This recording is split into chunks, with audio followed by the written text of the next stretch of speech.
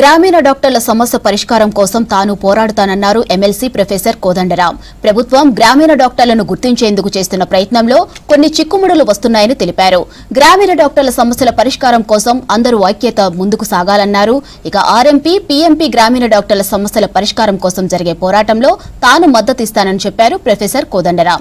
హైదరాబాద్ లో తెలంగాణ గ్రామీణ డాక్టర్ల సంఘం ఆధ్వర్యంలో నిర్వహించిన కార్యక్రమంలో పాల్గొన్నారు ప్రొఫెసర్ కోదండరాం. ఆర్ఎంపీ పిఎంపీ వ్యవస్థకు కొంత చట్టబద్ధత కల్పించాలని అడుగుతా ఉన్నాం. ఒక జీవో ప్రకారమే ట్రైనింగ్ ఇచ్చి వాళ్ళకు సర్టిఫికెట్లు కూడా ఇస్తే వేధింపులకు అవకాశం ఉండదు. ఏ పరిమితిలో ఏ పరిధిలో మనం వైద్య వృత్తిని పలువురికి వైద్యం అందించేటువంటి కార్యక్రమాన్ని మనం నిరాటంకంగా కొనసాగించవచ్చు అనే విషయంలో మన మధ్యన అంగీకారం ఉన్నది. ప్రభుత్వం కూడా ఇప్పటికే జీవో తెచ్చింది. సమస్య ఏంటంటే అది ఆచరణలోకి రావటం లేదు.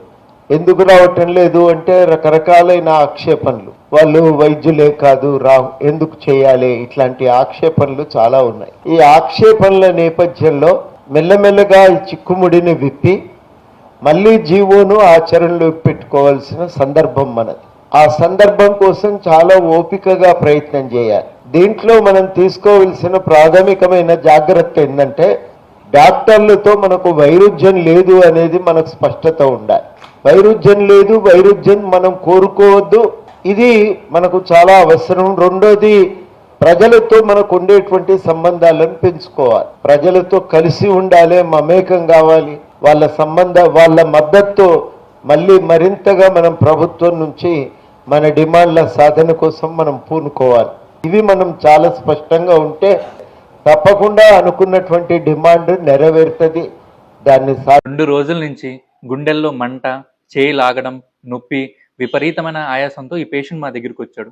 ఈసీజీ తీస్తే సివియర్ హార్ట్ అటాక్ ఉంది.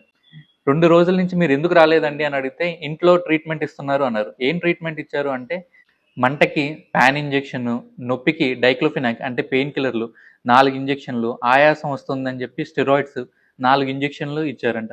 ఎవరిచ్చారు ఇది అంటే వాళ్ళ వైఫ్, నేనే ఇచ్చానండి, నేను, మా బ్రదరు, మా ఫాదరు అందరూ ఆర్ఎంపీలు, సో ఈ ట్రీట్మెంట్ ఇచ్చాము అని చెప్పి అంది. సరే ఈసీజీ తీసారా అమ్మ అంటే గుండెల్లో మంటే కదా సార్, నొప్పి కాదు కదా, అందుకని ఈసీజీ కూడా తీయలేదంట. వెంటనే షాక్ అయ్యాం. అంటే పేషెంట్ దేనివల్ల ఇబ్బంది పడుతున్నాడు అన్న బేసిక్ అవగాహన కూడా లేకుండా ఇలా ట్రీట్మెంట్ ఇవ్వడం వల్ల పేషెంట్ ప్రాణాలు కాదు, వాళ్ళ సొంత ఫ్యామిలీ మెంబర్స్ ప్రాణాలు కూడా రిస్క్లో పెడుతున్నారు.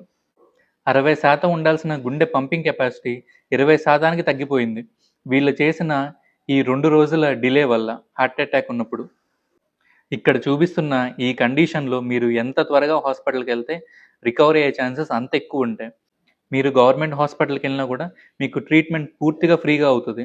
చేతికున్న వేళ్ళకి క్యాన్సర్కి ఏమైనా లింక్ ఉందా? యాక్చువల్గా గోల్డ్ అనేవి మన లోపల ఉండే ఆరోగ్యం ఎలా ఉంది అని చెప్పడానికి ఒక విండో లాంటివి. నార్మల్గా నెయిల్స్ అనేవి స్మూత్గా పింక్ కలర్లో ఒక చిన్న హాఫ్ మూన్ షేప్డ్ ఆకారం, చంద్రాకారం ఇక్కడ ఎడ్జికి ఉంటుంది, దాన్ని లెన్నిలా అంటారు. ఇలా ఉండేవన్నీ నార్మల్ నెయిల్స్. ఎప్పుడైతే ఈ నెయిల్ అనేది స్ట్రైట్గా అయిపోతుందో, ఒక కర్వ్ తీసుకుంటుందో దాన్ని క్లబ్బింగ్ అంటారు. Most common cause of clubbing ఏంటి అంటే, క్లబ్బింగ్ రావడానికి చాలా సర్వసాధారణమైన కారణం ఏంటి అంటే లంగ్ క్యాన్సర్ అని చెప్తుంది. లంగ్ క్యాన్సర్లో క్లబ్బింగ్ అనేది ఎలా ఐడెంటిఫై చేయొచ్చు? మన గోరు ఉండే నెయిల్ బెడ్కి మధ్యలో ఒక యాంగిల్ ఉంటుంది. ఆ యాంగిల్ కనుక పెరిగితే దాన్ని క్లబ్బింగ్ అంటారు. సో క్లబ్బింగ్ ఉందా లేదా అని చెక్ చేసుకోవడం అనేది చాలా ఈజీ. ఇలా పెట్టి ఈ 2 వేళ్ళు ఇలా దగ్గరికి ఉండి మధ్యలో ఒక చిన్న డైమండ్ షేప్ కనిపిస్తే దాన్ని నార్మల్ అంటారు. ఆ యాంగిల్ కనుక పోతే అది క్లబ్బింగ్. భుజం నొప్పిని అస్సలు ఇగ్నోర్ చేయకూడదు. ఎందుకంటే ఒక్కోసారి హార్ట్ నుంచి, లంగ్ నుంచి, అబ్డోమెన్ నుంచి వచ్చే పెయిన్ కూడా భుజంలోనే కనిపిస్తుంటుంది. సో మనకి భుజం నొప్పితో పాటు ఛాతీలో నొప్పి ఉంది అంటే అది హార్ట్ పెయిన్ అయి ఉండొచ్చు. అలాగే ఆయాసం ఉంది అంటే అది న్యూమోనియా అయి ఉండొచ్చు. సో ఇది ఎమర్జెన్సీ సిచ్యుయేషన్. అలా కాకుండా భుజం నొప్పితో పాటు కడుపు నొప్పి ఉందనుకోండి, స్ప్లీన్ లో కానీ, డయాఫ్రమ్ లో కానీ, స్టమక్ లో కానీ ప్రాబ్లం అయి ఉండొచ్చు. సో ఇది సెమీ ఎమర్జెన్సీ.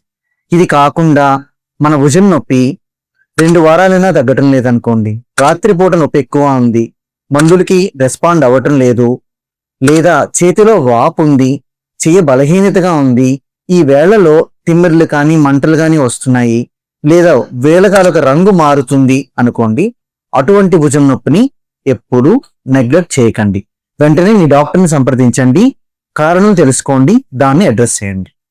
ఈ 5 లక్షణాలు లివర్ క్యాన్సర్లో ఫస్ట్ వచ్చే సిమ్టమ్స్. అయితే చాలామంది వీటిని లేట్గా ఐడెంటిఫై చేస్తారు. ఈ లివర్ క్యాన్సర్ వచ్చిన వాళ్ళల్లో ఫస్ట్ కనిపించే లక్షణం ఏంటంటే లాస్ ఆఫ్ ఎపటైట్ అంటాం. అంటే ఆకలి తగ్గిపోవడం, తినాలనిపించకపోవడం. రెండోది వామిటింగ్, నాసియా అంటే వామిటింగ్ వచ్చినట్టు అనిపించడం. మూడోది కడుపులో నొప్పి రావడం, అంటే రైట్ సైడ్ కడుపు నొప్పి రోజంతా ఉంటున్నట్టు ఉంటుంది, అప్పుడప్పుడు తగ్గుతుంది, అప్పుడప్పుడు వస్తుంది, ఇట్లాంటివి. నాలుగోది జాండీస్, అంటే కళ్ళు, చేతులు, ఒళ్ళంతా పసుపు రంగులో మారిపోవడం, యూరిన్ కూడా పసుపు రంగులో రావడం. ఇంకా లాస్ట్ది చాలామంది లేట్గా ఐడెంటిఫై చేసేది ఏంటి అంటే మాస్ పర్ అబ్డమన్, అంటే ఈ లివర్ అనేది సైజ్ పెరగడము, ఈ లివర్లో ఒక గడ్డలాగా అక్కడ తగలడము, ఇట్లాంటివి జరగడం. ఈ లక్షణాలన్నీ 3 వారాలు